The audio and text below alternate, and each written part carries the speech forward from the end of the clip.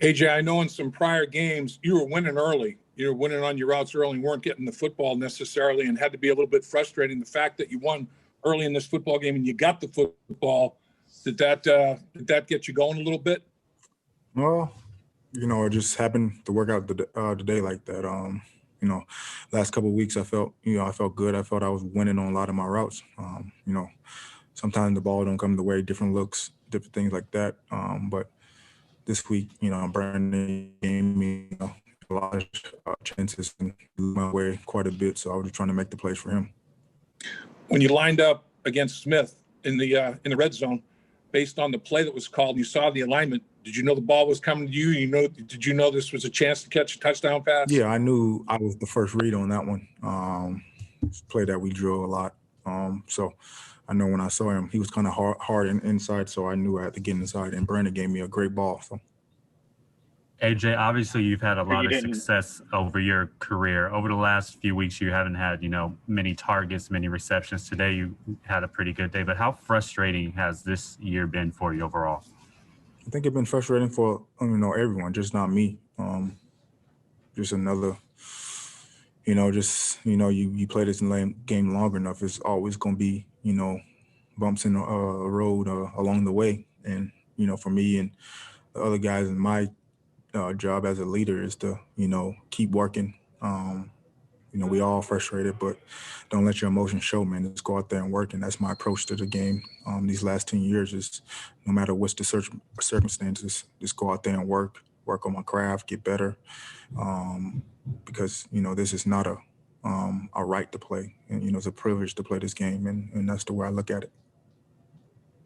Do you still feel fairly healthy at this point in the season? Yeah, I feel good. And my legs are getting stronger each week. I feel good.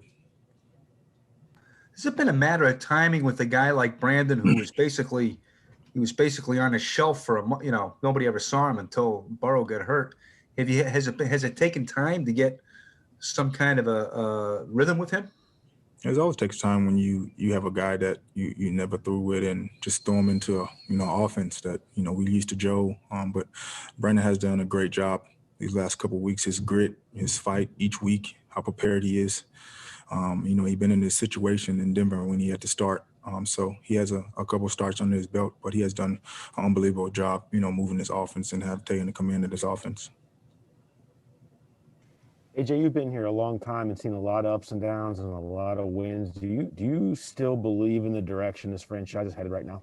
Yeah, I do. I think a lot of people, on the outside, all this losing. I just feel like we're doing the right things. We're still together. We're not pointing any fingers. I think, my job as a leader is to continue to, push these guys. Don't show any frustration. Like I said, if you take this game, like it's a right to play, then that's when it's going to really come bite you in the butt. I think, we're all honored and blessed to play this game. So no matter how bad it is, being hurt those 2 years really put things in perspective, how fast this game can be taken away from you. So, my approach this season is, I'm just happy to be out there and I'm keep working and keep fighting and keep bringing my guys along with me.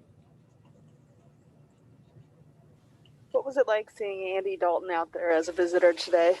It was so weird, man. It was so weird just to see him in that uniform with those colors. Andy and I relationship is just bigger than football. So just watching him out there, watching him have the success that he having, our wife sat together in the boxes the day. So it was a special. It's weird, but I was happy for him that he's getting a starting job and show people what he can do. AJ, how stunning was it when offensively the first 3 drives all end up in fumbles? I mean, have you ever been a part of that before where first 3 drives of the game end up with fumbles?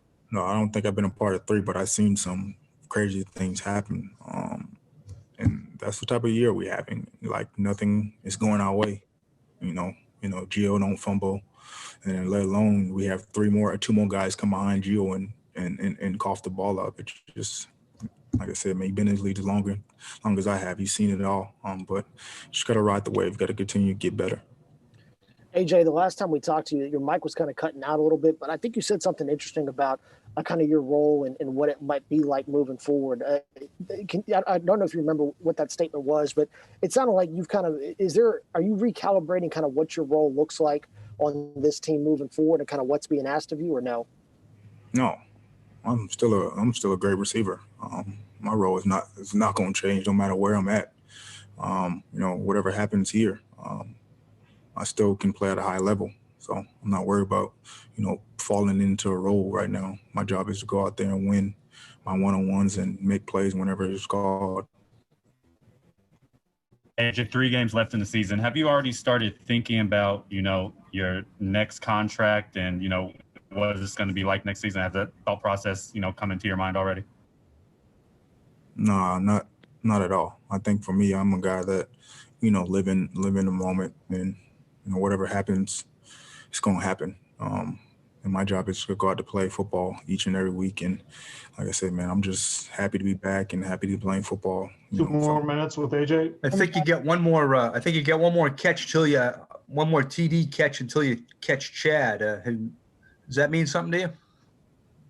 Yeah, that'd be nice. But Hob, you know me, the end numbers is always the goal for me.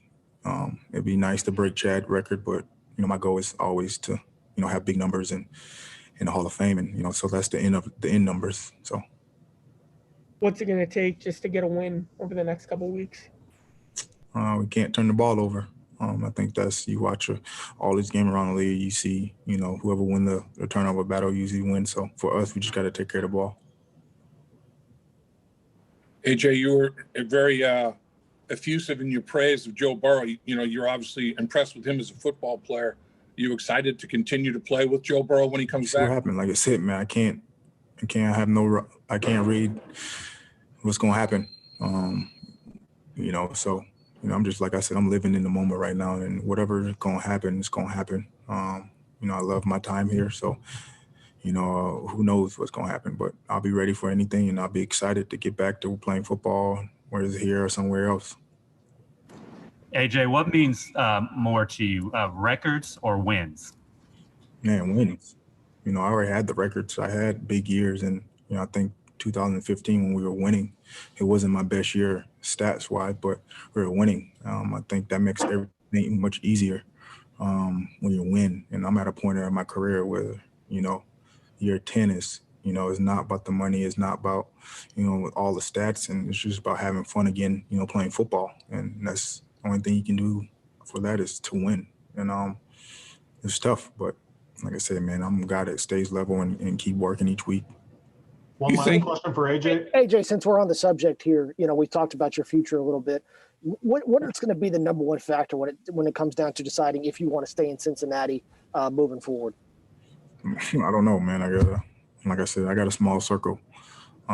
So, my wife, my family, my boys, we're going to sit down and make the best decision that's going to, be best for my career. And right now, we don't know what that looks like right now, but we're prepared for anything.